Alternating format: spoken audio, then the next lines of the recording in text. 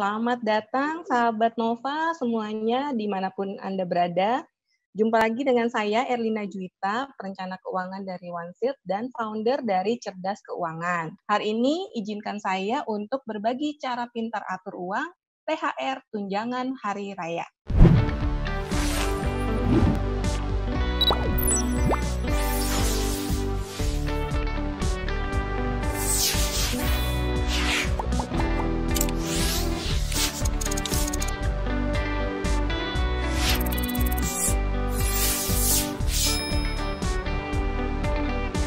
Kita buka slide pertama dulu ya, tentang tunjangan hari raya. Nah, teman-teman, bagaimana nih THR-nya? Katanya sih THR akan keluar tanggal 15 ya, kalau nggak salah ya, untuk pegawai negeri sipil, untuk pensiunan. Nah, teman-teman gimana nih? THR-nya udah keluar atau belum nih? Hilalnya udah terlihat belum nih? Ya, kita bersyukur dulu ya buat yang sudah terima THR tunjangan hari raya, bersyukur dulu deh, alhamdulillah.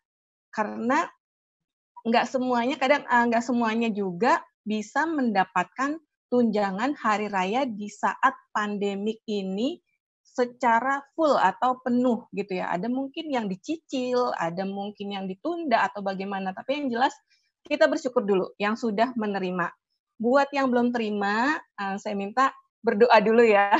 Semoga cepat cair THR-nya, semoga pandemiknya segera berlalu, semoga semuanya back to normal gitu ya. Nah, sebenarnya, amin.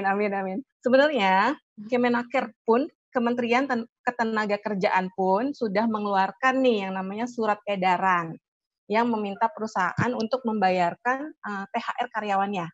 Ya, sebenarnya paling lambat itu THR dibayarkan pada 7 hari sebelum hari raya. Oke.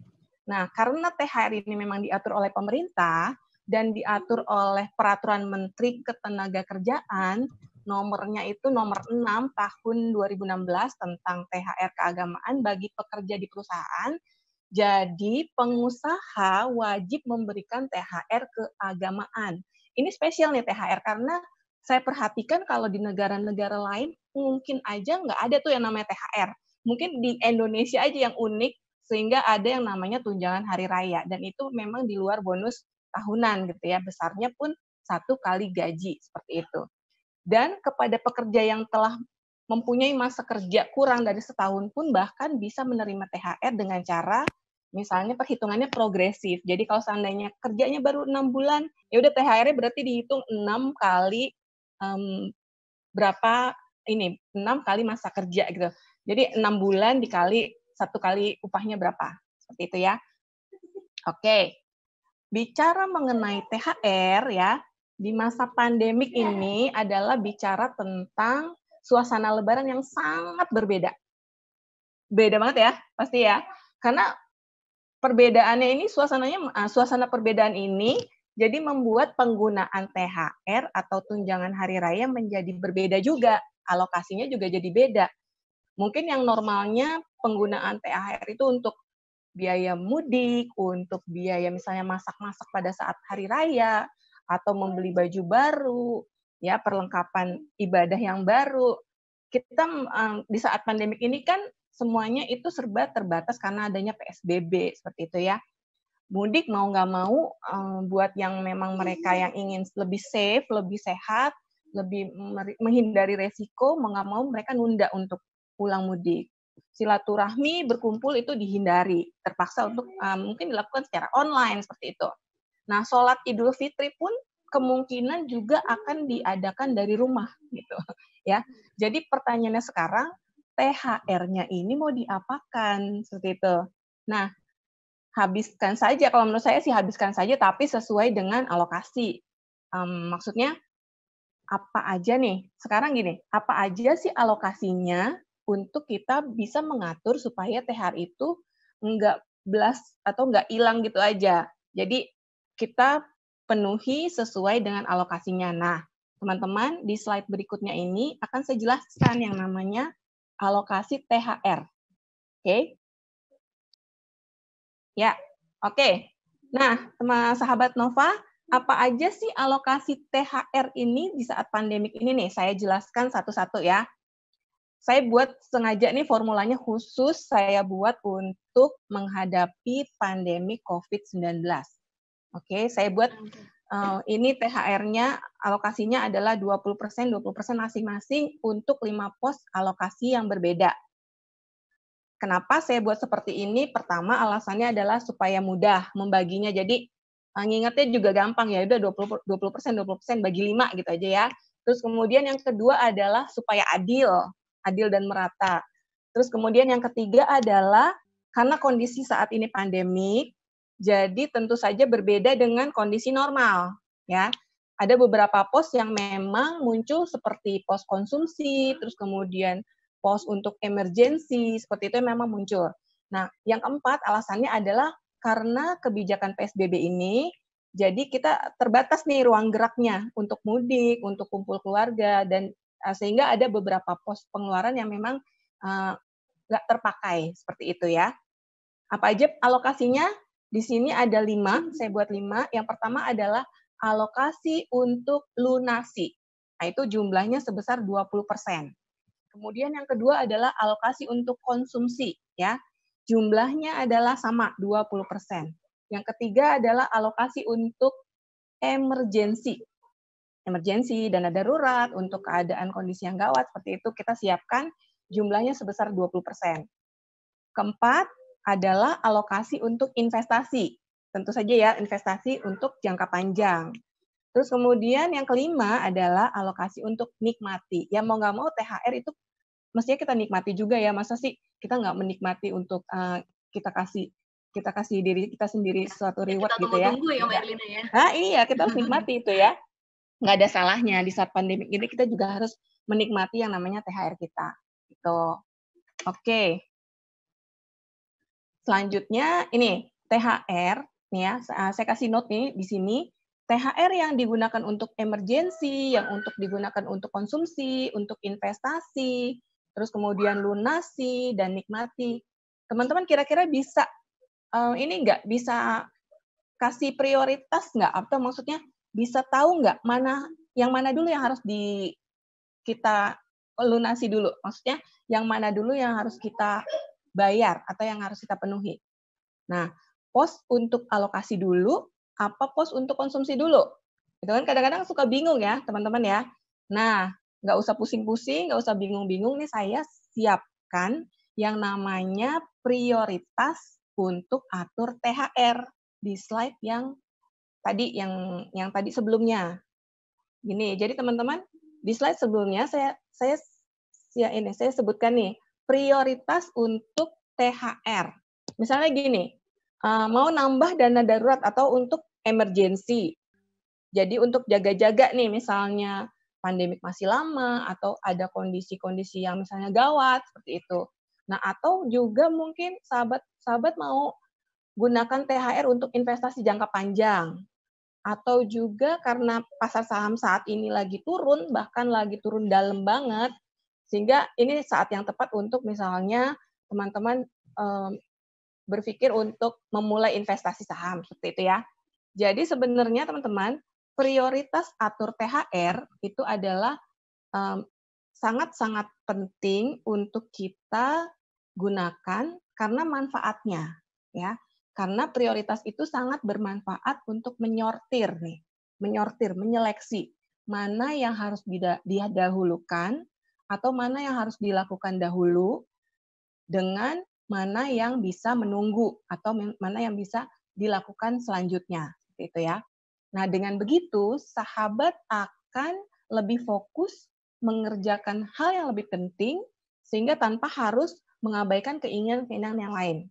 Ya, kita buat yang namanya prioritas. Apa saja prioritasnya sih?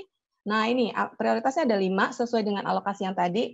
Jadi, dari alokasi yang tadi, saya susun tuh nomor 1 apa.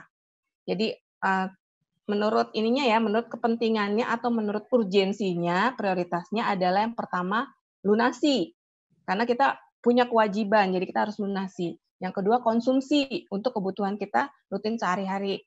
Terus kemudian yang ketiga, emergensi. Yang keempat, investasi. Baru yang kelima adalah untuk nikmati. Seperti itu ya prioritasnya. Jadi urutannya dari yang penting banget, penting, ya penting-penting sampai yang nggak terlalu penting, tapi memang kita harus penuhi juga, seperti itu ya. Oke, terus kita slide berikutnya nah ini slide ini saya akan jelaskan nih mengenai prioritas pertama yaitu lunasi. Lunasi itu sebenarnya ada 4 poin di sini yang saya mau jelaskan adalah pertama, THR dialokasikan untuk melunasi kewajiban teman-teman yang penting di saat Ramadan dan mungkin nanti setelah Lebaran. Apa aja tuh? Di saat Ramadan kita punya kewajiban yang harus kita lunasi adalah zakat fitrah. Jangan lupa zakat fitrah ini wajib tiap orang, bukan tiap kepala keluarga ya, tiap orang. Seandainya anggota keluarga itu ada 4, berarti 4 kali hitungan zakatnya, seperti itu. Nah, membayar zakat fitrah ini, jika ingin ditambah dengan pembayaran zakat mal, atau membayar zakat profesi, atau membayar zakat-zakat yang lain, atau infak, sedekah, itu akan lebih bagus lagi ya teman-teman ya. Nah, untuk zakat ini sih saya sarankan sebaiknya pilih membayar zakat di lembaga yang memang resmi. Jadi alasannya ada banyak nih. Pertama, alasannya adalah karena membayar zakat di lembaga yang memang resmi itu udah jelas perhitungannya. Kita nggak perlu bingung lagi, berapa ya zakatnya gitu ya. Tinggal tanya aja, perhitungannya jelas. Terus kemudian yang kedua adalah penyalurannya jelas. Yang ketiga adalah ada bukti pembayaran yang memang sah, ya, sehingga dapat menjadi dokumen untuk kita kemudian nanti mungkin kita bisa biayakan lagi di expense kita gitu ya. Jadi ada dokumennya udah jelas. Nah, perhitungan zakatnya sebenarnya saya udah buat lebih jelas dan lebih rinci lagi. Teman-teman mungkin nanti kalau selesai ini bisa baca di Facebook Cerdas Keuangan atau ada di blog kami di Cerdas Keuangan wordpress.com gitu ya. Itu ada tentang perhitungan zakat yang lebih lengkap. Oke. Nah, alokasi untuk lunasi ini teman-teman juga digunakan untuk membayar THR karyawan yang lain. Maksudnya gini, pekerja-pekerja di rumah. Misalnya ada supir mungkin, ada babysitter, ada asisten rumah tangga, terus kemudian mungkin ada yang namanya satpam, seperti itu ya. Kita bayar dulu THR mereka, karena itu adalah hak mereka, dan itu kewajiban kita untuk membayarnya. Setelah itu mungkin kalau ada sisanya, kita bisa pikirkan untuk nyicil untuk utang, terus kemudian mungkin ada pajak yang di akhir tahun jatuh tempo. Kita bisa mungkin nyicil. Mungkin jumlahnya nggak full gitu ya, tapi kita bisa setidaknya adalah dari porsi THR untuk yang alokasi lunasi ini adalah untuk kita simpan untuk bayar pajak nanti ya. Oke, bayar pajak itu apa aja misalnya ada BPKB mungkin, terus kemudian ada yang namanya PBB, seperti itu. Oke teman-teman, yang kedua adalah alokasi untuk konsumsi. Jadi prioritas yang kedua THR untuk di masa pandemik ini adalah konsumsi. Konsumsi misalnya dipakai untuk belanja kebutuhan yang memang rutin sehari-hari, menjelang hari raya. Nah, yang namanya THR memang sudah seharusnya kita gunakan untuk tunjangan hari raya kan, yang namanya juga THR gitu, tunjangan hari raya. Nah, ini termasuk apa aja nih? Termasuk untuk kirim-kirim misalnya, karena kita nggak ketemu, kita mau kirim misalnya bingkisan atau hampers gitu ya, atau apapun yang kita mau kirimkan kepada saudara, kepada misalnya orang tua di kampung gitu ya. Nah, kita bisa tuh pakai alokasi yang namanya konsumsi ini. Kemudian apalagi nih, misalnya untuk belanja kebutuhan hari raya, masak, seperti itu. Mungkin jumlahnya nggak sebesar dengan jumlah belanja hari raya untuk masak yang tahun-tahun sebelumnya, tapi at least ada alokasinya. Nah, jika ada sisa, teman-teman bisa gunakan untuk menambah mungkin simpanan untuk vitamin, suplemen untuk menambah menjaga kesehatan dan menambah vitalitas kita. Atau mungkin juga untuk kirim-kirim untuk orang tua, ya berbagi untuk orang tua, bagi-bagi amplop lebaran dan lain sebagainya. Ya. Yang ketiga, teman-teman, setelah ini adalah prioritas untuk emergensi. Oke. Nah, teman-teman, saat ini kan kita diuji nih dari 3 sisi yang udah saya pernah jelaskan di kelas sebelumnya. 3 sisi itu, sisi finansial, ya, sisi kemudian mental, sisi fisik juga diuji kan. Nah, bagi teman-teman yang memang sudah siap dari sisi finansial, mungkin berpikir akan semuanya baik-baik aja karena memang, saya sudah cukup, eee, ini nih, cukup siap nih, karena memang cash saya udah banyak gitu, ya udah nggak apa-apa sih, nggak usah khawatir gitu karena udah megang uang gitu ya. Tapi, mmm, jangan juga sampai nanti kemudian teman-teman yang nggak siap akan berkata, "Aduh, saya nggak lagi-lagi nih, kejebak dalam kondisi yang seperti ini nih. Jadi saya kapok nih." Jadi jangan sampai seperti itu ya teman-teman ya. Maka dari itu harus disiapin yang namanya untuk alokasi emergensi atau dana darurat. Nah, jadi teman-teman yang mempunyai dana darurat yang cukup, sangat berguna untuk menghadapi kondisi yang kita belum bisa duga kapan berakhirnya, seperti kondisi pandemik seperti ini. Intinya dana darurat adalah itu pertama sifatnya liquid atau mudah dicairkan, yang kedua adalah dapat dipakai secepatnya, dan yang ketiga adalah jumlahnya mencukupi untuk kebutuhan darurat. Itu ya teman-teman ya. Jadi itulah intinya untuk kita, penuhi yang namanya alokasi untuk emergensi. Oke? Yang berikutnya adalah alokasi untuk investasi, yang keempat ya. Ini alokasi untuk investasi. Sebenarnya, ada untungnya juga sih, dengan kita nggak banyak keluar, kita nggak butuh yang namanya pengeluaran-pengeluaran yang memang nggak penting, seperti itu kita bisa alokasikan ke pos alokasi investasi ini. Jadi, sebenarnya banyak orang bilang bahwa investasi terbaik itu adalah 30 tahun yang lalu, atau mungkin mereka bilang investasi yang terbaik adalah hari ini. Nah, Warren Buffett aja teman-teman, Warren Buffett sang investor yang ternama itu ya, dia invest saham di usia 11 tahun. Bayangkan ya 11 tahun, tapi Warren Buffett masih merasa sudah terlambat. Bagaimana kita gitu ya. Jadi, inilah saatnya yang tepat untuk kita memulai untuk investasi. Jadi bukan masalah kapan kita berinvestasi, tapi yang terpenting adalah apa yang harus diketahui untuk kita melakukan investasi sebelumnya. Jadi pertama adalah yang kita harus ketahui adalah tujuan keuangannya. Terus kemudian yang kedua adalah jangka waktunya dengan jelas berapa tahun, seperti itu. Dan yang ketiga adalah profil resikonya.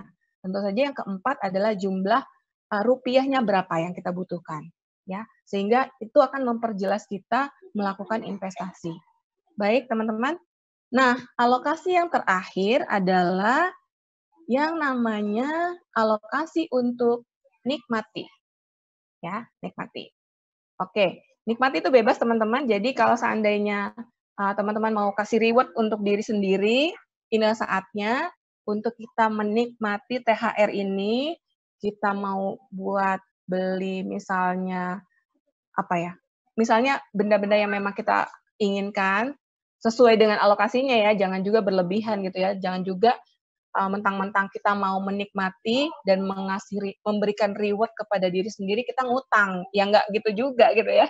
Jadi intinya adalah, kita ada alokasi untuk kita sendiri, seperti itu. Jangan berlebihan juga jangan sampai ngutang, atau juga stop pengeluaran yang memang nggak terlalu penting.